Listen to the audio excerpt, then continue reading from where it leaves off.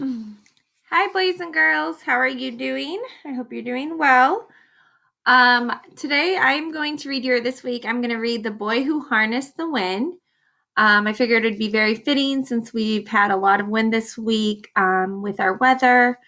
And, March and April are known to be a little bit more windy. And then we're going to talk a little bit about energy as well, since Earth Day is coming up and kind of how we can save energy. And so this is based on a true story of a boy whose great idea and perseverance lit up his home and inspired the world.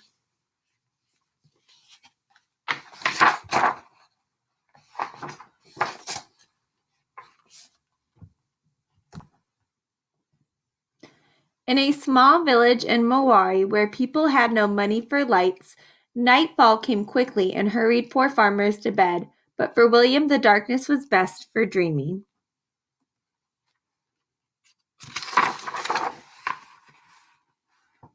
He dreamed of building things and taking them apart, like the trucks with bottle cap wheels parked under his bed, and pieces of radios that had cracked open and wondered, if I can hear the music, then where is the band?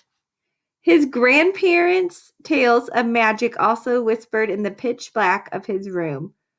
Witch plants passed through the window, while ghost dancers twirled around the room as if 100 men were inside their bodies.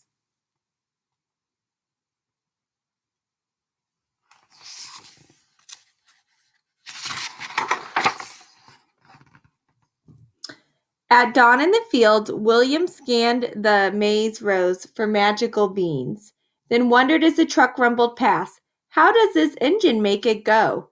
Pay attention where you throw that hoe, his father shouted. You'll cut off your foot.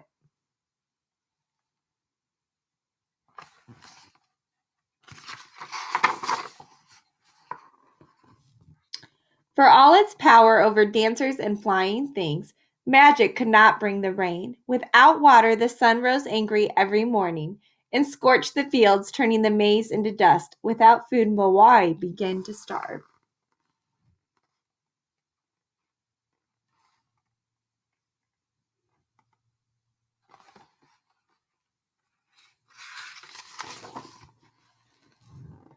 Soon William's father gathered the children and said, from now on we eat only one meal per day. Make it last. In the evening they sat around the lantern and ate their handful, watching hungry people pass like spirits along the roads. Money also disappeared with the rain.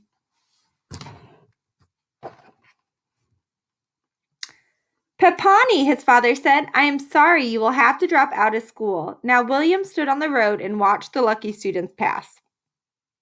Alone with the monster in his belly and the lump in his throat, for weeks he sulked under the mango tree until he remembered the library down the road. A gift from the Americans.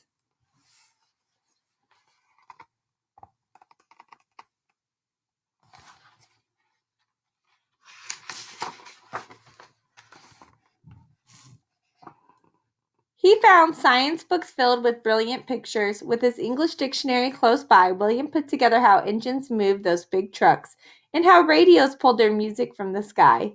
But the greatest picture of all was a machine, taller than the tallest tree with blades like a fan. A giant pinwheel! Something to catch magic?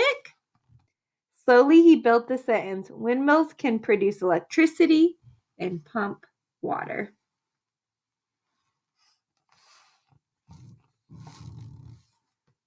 He closed his eyes and saw a windmill outside his home, pulling electricity from the breeze and bringing light to the dark village.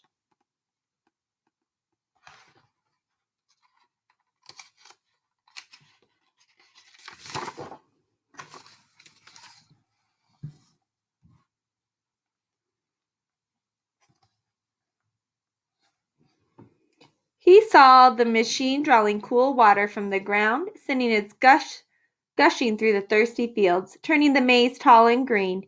Even when farmers' prayers for rain went unanswered, this windmill was more than a machine. It was a weapon to fight hunger. Majesty a Mafio, he whispered. I will build electric wind.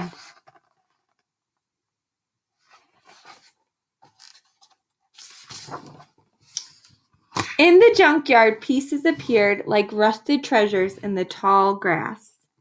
A tractor fan, some pipe and bearings, and bolts that required every muscle to remove. Tonga! He shouted to the birds and spiders, holding up his prize. But as William dragged his metals home, people called out, "This boy is Masala! Only crazy people play with trash."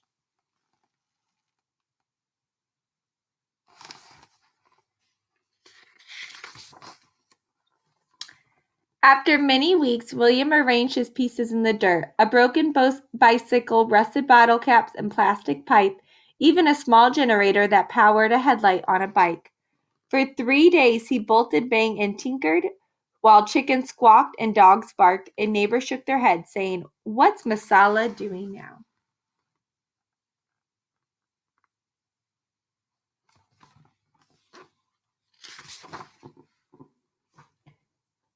His cousin Geoffrey and best friend Gilbert soon appeared.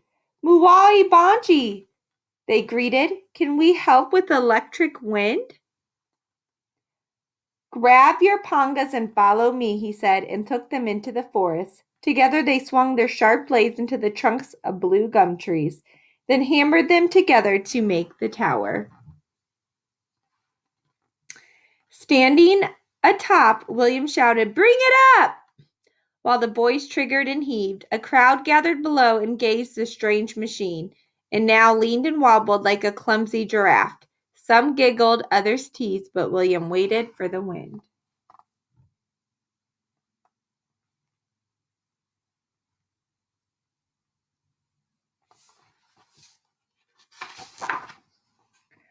Like always, it came.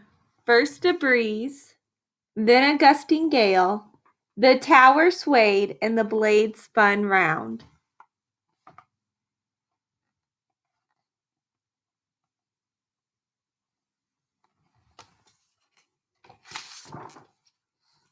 With sore hands once slowed by hunger and darkness, William connected wires to a small bulb, which flickered at first, then surged as bright as the sun. "Tonga!" he shouted. "I have made electric wind."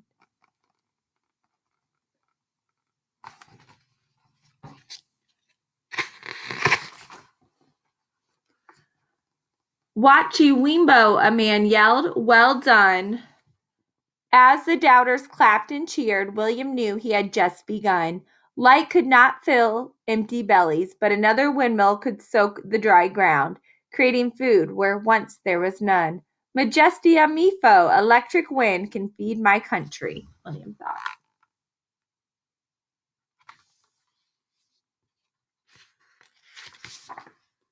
And that was the strongest magic of all.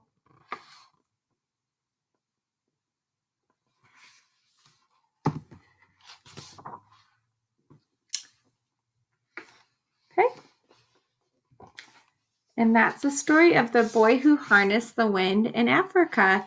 And so I'm going to post a Flipgrid video that I hope you watch. And it will go over your lesson and how you can make a windmill of your own, and how you can get it to move, hopefully in the wind. We're not going to be able to generate electricity, but we're going to see if we can get it moving, so if it would harness wind.